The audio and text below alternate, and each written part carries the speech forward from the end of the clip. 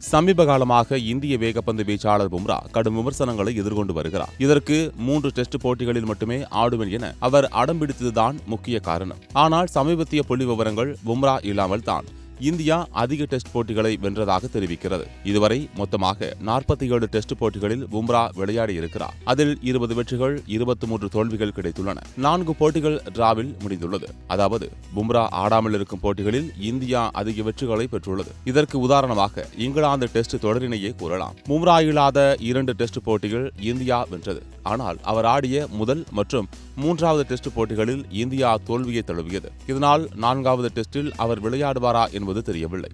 இந்நிலையில் இங்கிலாந்து அணியின் முன்னாள் வீரர் டேவிட் லாய்ட் இது குறித்து பேசியுள்ளார். அதில் அவர், என்னை கேட்டால் பும்ரா 4வது டெஸ்ட் போட்டியில் ஆட வேண்டும். அப்போதுதான் இந்தியா வென்றால் தொடரினை 2-2 என சமன் செய்ய முடியும்.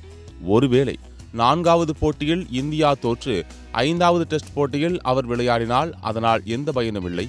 இதுகுறித்து பும்ரா தான் முடிவெடுக்க வேண்டும். அவரை இந்தியாவின் மேட்ச் வின்னிங் பவுலர் என கூறுகிறார்கள்.